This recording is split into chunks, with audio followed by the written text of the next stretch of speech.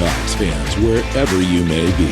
Welcome back for another edition of the Seahawks Playbook Podcast. Join your host, Bill Alvstad, and co-host, sports writer and football analyst Keith Myers, as we talk Seahawks football.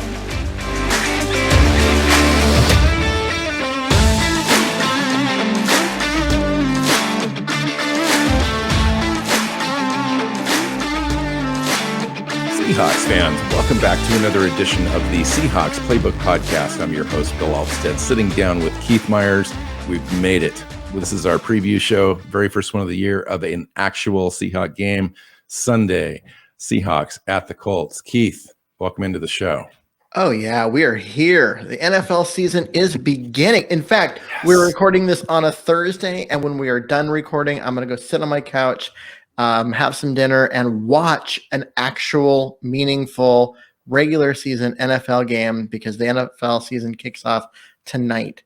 And even though I kind of hate both of the teams that are playing, I don't even care right now. Yeah, it's just football, might as well and I'm go watch excited something. for it. Yeah, I totally agree. I am totally in agreement. So let's just kind of jump right in. We are on the road, first game of the year, brand new offensive coordinator. Our first team offense and defense, except for one or two players, didn't even sniff the field in preseason. We have no idea what we're going to see. We think we know what we're going to see in theory, but we finally actually get to see it happen on the field. Any weird feelings or expectations that you have that might be outside the normal box? Honestly, I just don't know what to expect. And being the fact that Wilson hasn't thrown a preseason snap or any of that, I don't even know. Because are they going to come out kind of vanilla because they know the other team doesn't know what to expect either? So, with no expectations, they're not planning against anything. Are they going to come out flashy and really try and catch the Colts, off guard and be like, hey, here's some really weird things that it's impossible for you to have prepared for. And if it works, and then you've got them like looking over their shoulder the rest of the game because they're like, okay, when's that coming back? And instead, you're doing more basic things. I don't know. And I'm looking forward to it. Honestly, we have been talking about the Shane Waldron offense and what it's going to look like with Russell Wilson and how different players and fit into it and the outside zone scheme and all of this. And you know what? We actually get to see it happen. I don't know if the execution is going to be great because they haven't done it yet, but we get to see it, and that's all that really matters. Yeah, I think my only real concern with the offense is to kind of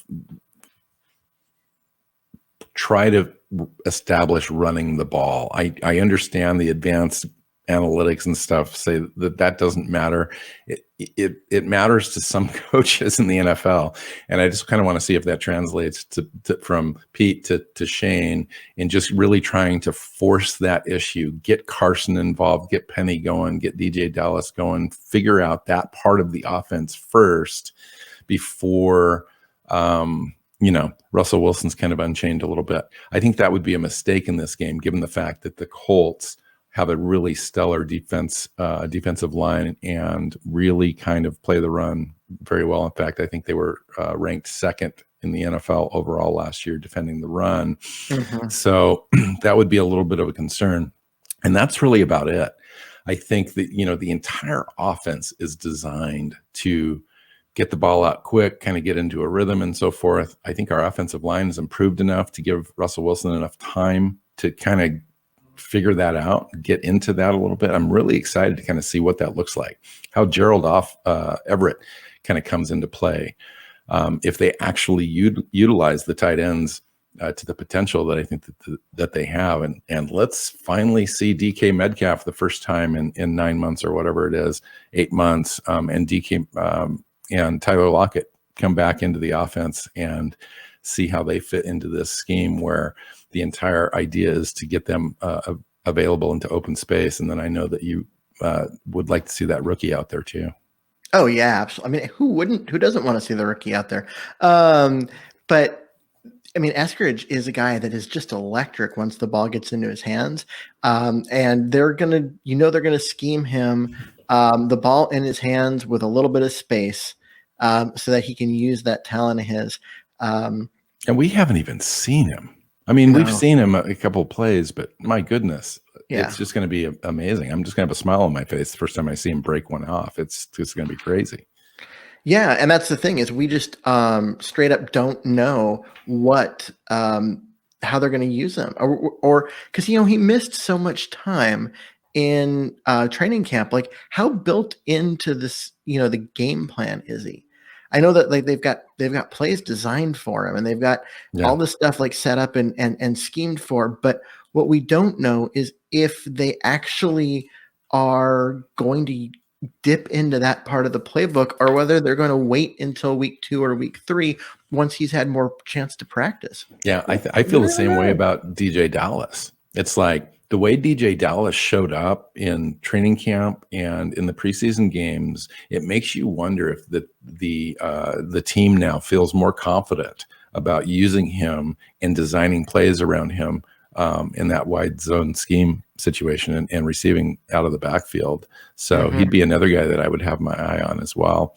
On the defensive side, Darrell Taylor.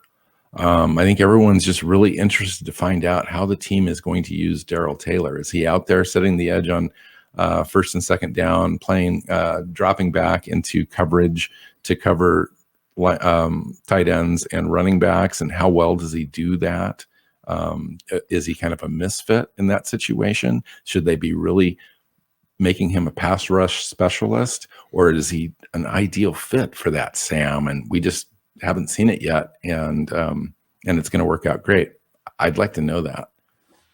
Yeah, I mean, that's the thing is when they moved him out there, it's he can set the edge against the run, and they're wanting him to do that kind of stuff, but they also want him to come up and rush the passer. But when you're out at the linebacker spot, is he going to be dropping into coverage? And how does he look doing that? Honestly, when they said they were moving him to Sam, I was like, that's cool on running plays. But I don't want him back in coverage. I want him pinning his ears back and going and trying to kill a quarterback. And so, yeah, it really is an interesting situation. I know that when I was at practice and what we saw him play a lot of defensive end, not a lot of linebacker. And I think that's because they're going to be in the nickel a ton in order to get Marquise Blair and or Ugo Amadi on the field. And that makes a lot of sense. That means you don't have a strong side linebacker, and he's going to be a defensive end anyways. But they are going to have him at Sam at times, and we'll see what that looks like. It's going to be very interesting.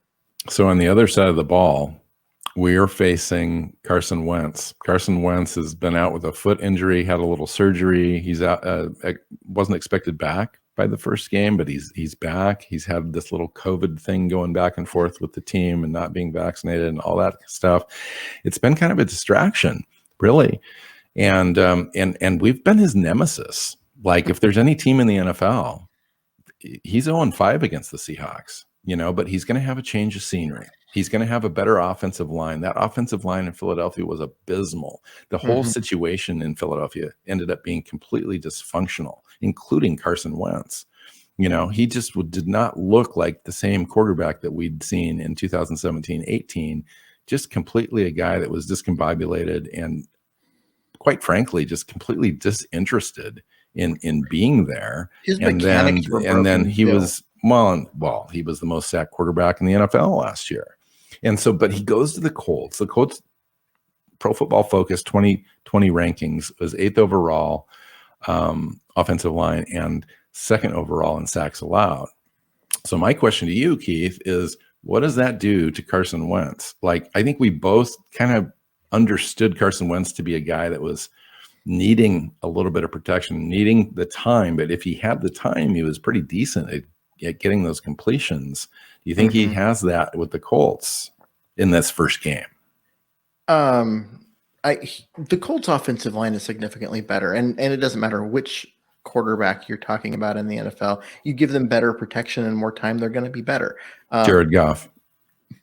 Yeah, if you give him okay. I just thought I'd throw that out there. How about reasonably decent quarterback? Then that works. You give them more time and protection, and they're going to be better. And so I think that's going to help Wentz. But Wentz was broken last year, and I don't mean like he was injured. I mean his mechanics were broken. His decision making was broken. He was not a good football player. And he ended up Peterson was not a good football coach. Well, there's that, which that is how it ended up. I'm a little surprised at that because when they made that Super Bowl run with a backup quarterback, he was all that. Yeah. I was impressed. I'm like, wow, this is a good coach. But then Frank Reich left Philly and went to Indy as their head coach instead of being offensive coordinator in Philly, and everything fell apart in Philly. And then you kind of see just how much of Frank Reich was involved in that Super Bowl run. And now he's, with Indy. And I know he believes in Carson Wentz, and that's why they went and made the trade and they brought him in. But after what we saw last year, honestly, I hope for his sake that everything turns around and he has a good year. Because if he doesn't, he might be out of the league here. Because he looked really, really bad last year. He was one of the worst quarterbacks that was playing.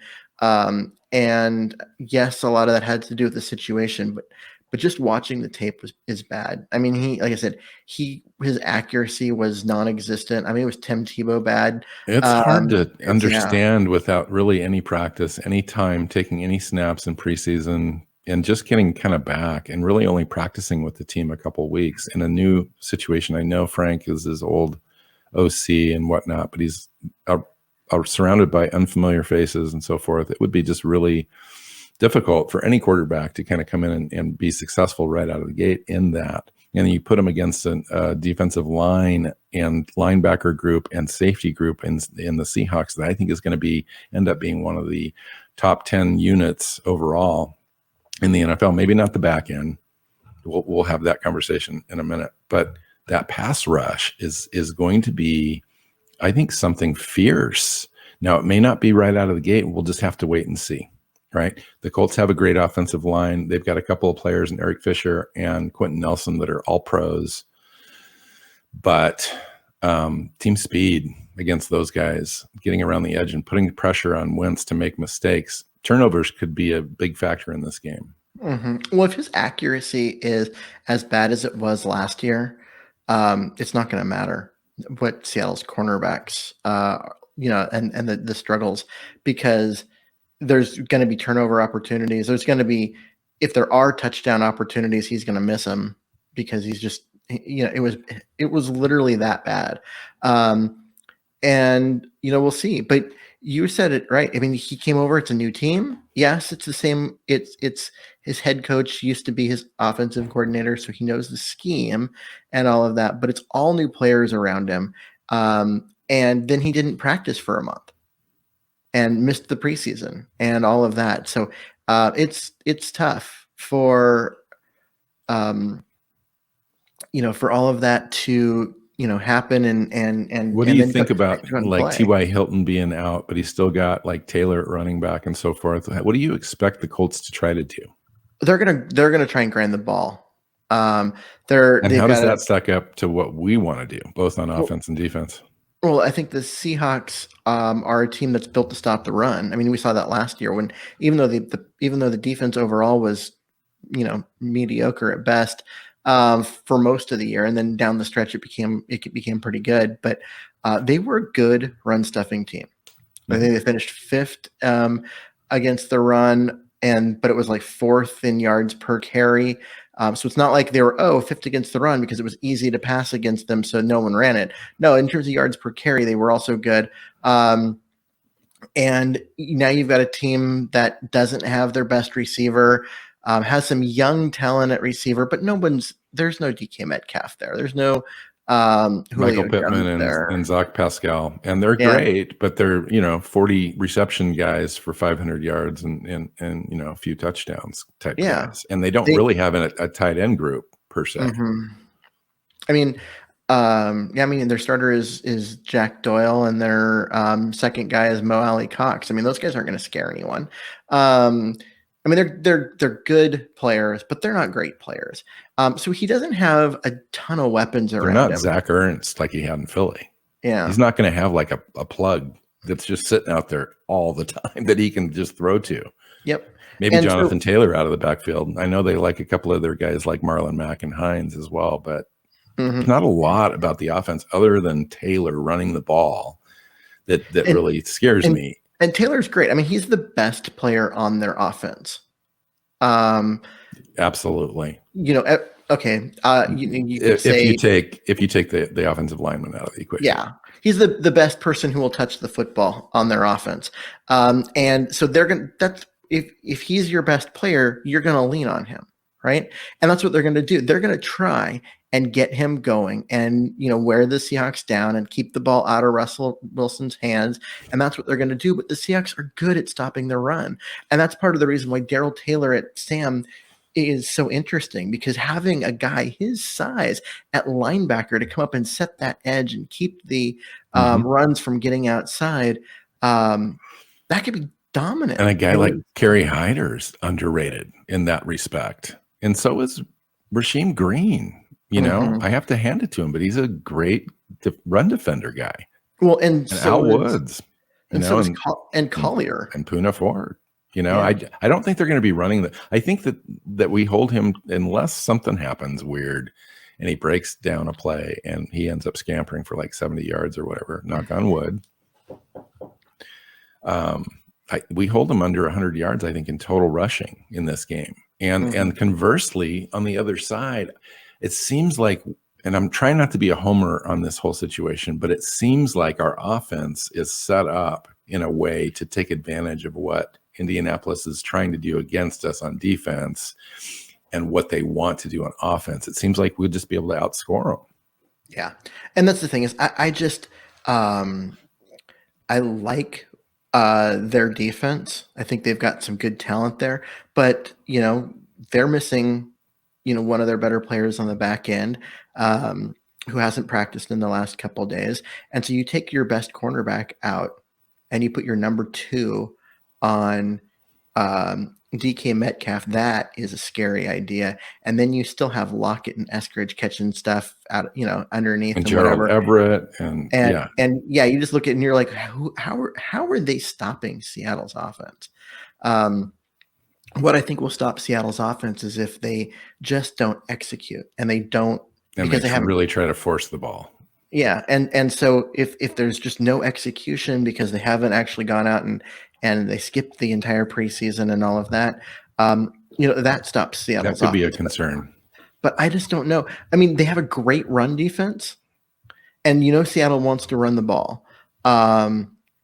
It's a great test for Shane Waldron to kind of figure this out. It's like, did they run the ball to set up the pass? Did they pass the ball to set up the run? They've all talked about the scheme and the sets that they run being very similar in the way that they can set up and run both a pass and a run play out of the same look.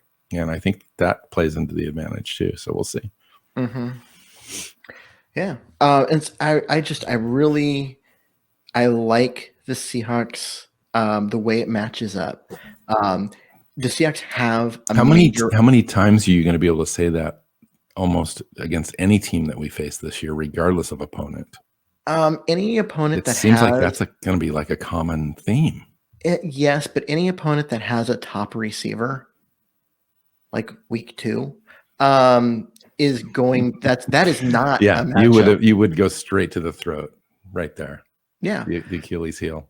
Yeah, because the Seahawks don't have a cornerback that can step up and stop Julio Jones. Right? They don't. And so if that's the strength of your offense, if you are a team that with top end wide receiver talent, you're gonna not you're not going to be scared of Seattle's defense, because even if Seattle's pass rush is good, they're going to have to. They would just go into a complete zone defense in that situation, just by default, and hope that they can get to the passer with 4 rushers, and by attrition, make a team methodically move down the field in like 5-yard chunks, 4-yard chunks to like convert third downs, and it would be one of those games. That's what I'm anticipating facing a team like that.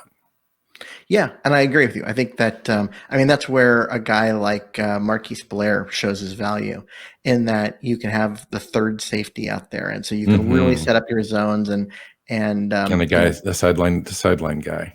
Yep. Yeah, and Brooks too. Yep. And but that is not the case here, because which of those wide receivers is going to? Well, I mean, they do have Paris Campbell, and these guys are more speed-oriented guys that are suited to take the ball off. Now, Michael Pittman isn't that way, but Zach Pascal is. And so if they can get the ball to those guys in space, I think they have an opportunity or a chance. But I'm in agreement with you in that there's nobody really scaring anybody there. So it really does come down for me to stopping Taylor and letting Wentz do his dink and dunk thing without getting any big shots over the top, and eventually getting to him and eventually causing some turnovers. So that would be my strategy if I was the Seahawks. I would imagine, based on years of watching football, that that's probably what's going to happen, is that they'll go into a fairly soft zone, allow Carson Wentz to throw the ball a little bit so they can keep the ball out of Taylor's hands as much as they can to try to mitigate that, and speed the game up a little bit in essence, because you're not taking time off the clock. With Taylor, you're causing some incompletions and so forth, and you're going to be less efficient overall on third down, and hopefully they can take control of the clock that way, and Seattle can just kind of outpace Indianapolis and just score a ton. Now, we talked before the show about Seattle maybe starting slow, and that this might be a low scoring type of game, where I can totally see that happening, to where it's just a slog. Like we can't quite figure it out yet. We aren't converting on third down. We can't seem to get to the red zone. The punters out there way more than we want, and it just ends up being an ugly game and a low scoring game. The opposite could happen, but it seems like it's more likely that it's low scoring, just given the fact that they just haven't played yet.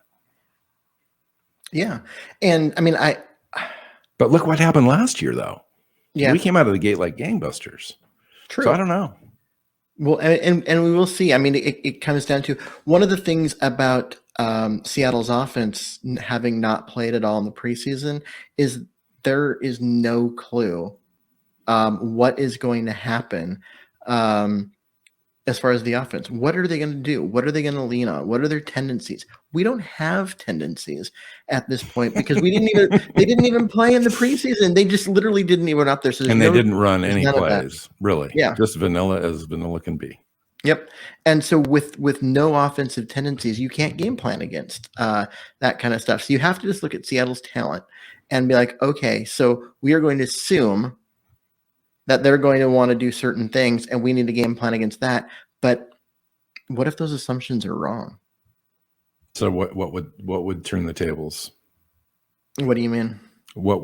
If those assumptions are wrong? Tell me, like, what would be wrong, and what would they do in place of the assumptions? No, I'm saying, so if the Colts are like, okay, so if their assumptions are they're going to kind of do more like what they did last year. They're going to run the ball, try and establish the run, and when that doesn't work, they're going to throw it deep to DK Metcalf. If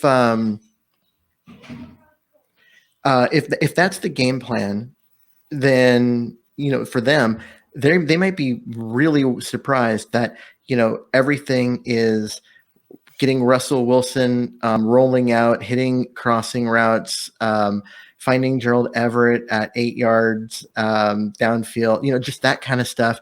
And that's not what they game planned for. And so they have to, then they have to adjust, right? The fun thing about this thing is when you really parsed words in the spring after Shane Waldron was hired, he had a press conference and he talked about what they want to do, what he wants to do, what his kind of overall philosophy was that he wanted to be able to do everything.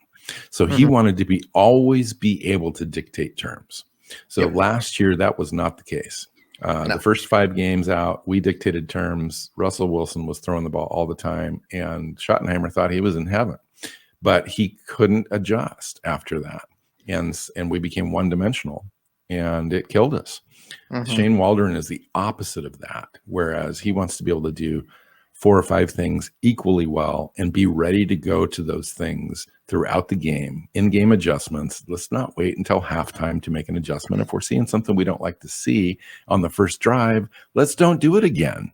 Let's don't keep going back to that. Well, let's go do something else. And then maybe we come back to that in the third quarter. Just right. If you look at the playoffs the last 2 years under Shoddy, the Seahawks offensive game plan was to run it against a really strong run defense. And when that didn't work, we're going to run That's some why more. I'm paying attention to this game a lot. Yeah, so if they come out, they're a great run defense. But if the Seahawks come out and say, we want to establish Chris Carson, we want to make sure that we're keeping them honest and we're going to run it up the middle, they're going to punt. They're going to go 3 and out the first possession. And then they're going to make that adjustment. They're like, okay, we can't do that anymore, those are the adjustments that they never made under Schottenheimer. And they will make. I mean, that was the whole point of that press conference you're talking about, is if they can do everything well, they can run the ball well, they can have the short passing, mid-game passing, the deep passing. You can't take away everything as a defense. There is and think about how much that plays right into Russell Wilson's strengths. Yeah. And so there's always a weakness to whatever play you've called defensively. It has a weakness. You hope that the play that they've called on offense isn't the play that is the weakness to your defense. But when you do everything well, you can find those weaknesses and exploit them. And when they make adjustment and they go to something different, you make another adjustment and attack that new thing's weakness. And that's what Waldron wants. It's what he talked about. And that's what the best coached teams do. So I feel like getting out of here and going to watch a little football tonight. And watch some football. Yeah, and getting ready for the weekend. Thanks for joining us, everybody. Prediction really quick. What do you think? I think it's going to be lower scoring than we'd like. Obviously what we'd like is for Wilson to, hit on a few bombs and take off like last year and, have it be 35 points. And then you got Wentz having to throw them back in it, which is never going to happen. And it ends up being a Seahawks thing, but I don't trust that it's going to end that way. I think there's going to be enough. I don't want to say rust because that just means like you haven't played in a while, but they haven't worked out the kinks on offense at full speed. And so I think there's going to be enough of that, enough mistakes in execution that will slow the Seahawks down, allow the Colts to kind of stay in it. But I don't think the Colts are going to score a lot of points. So I think it's going to be lower scoring, 17-13 wouldn't surprise me. And I'll go with that, even though it's probably too low of a low scoring, but that's what I'm going to roll with. It's too low, Keith. And I'll tell you why. When did they score just 17 points last year? Like maybe once. I mean, they scored like 30 plus points almost every single game regardless of opponent. And so I'm thinking it's probably, in fact, I'm going to revise my guess. We talked about earlier. I'm going up into the 30s on the Seahawks offense. I just honestly believe this is Russell Wilson's year. DK Metcalf's going to be an all-pro. I mean, things are really going to start to come together, right? They've just got a complete offense that is able to do all things really well. They could end up being the number one offense in the NFL with the crew that they've got. Just the potential is there. I'm not exaggerating. It could happen, and I think it starts week 1. And so I'm thinking like 31-21. I'll maybe not even 21, like 17 or 23, some odd thing. I don't know. I just don't feel like those guys are going to get into the end zone with touchdowns. I think there's going to be some field goals. I think the Seahawks defense is pretty good at giving up some things, throughout in between the 20s, but they do tighten up. So we'll just see. That's where I'm coming from. So, all right. Anything else? No, let's get out of here. Yeah, let's go talk about this game next week and have fun, everybody watching the game, and come back here and join us again. You can find Keith at Myers NFL. I'm at NW Seahawk. The show is at Hawks Playbook. Seahawksplaybook.com has all of the everything, essentially everything. Find us on your favorite podcast app and subscribe on YouTube. Come over and join the crowd over there. So until next time, go Hawks. Go Hawks. Seahawks Playbook Podcast listeners, thanks for joining us for another edition of the show. You can find us on Twitter. Bill is at NW Seahawk, Keith is at Myers NFL, and the show is at Hawks Playbook. You can listen and subscribe to the show at SeahawksPlaybook.com.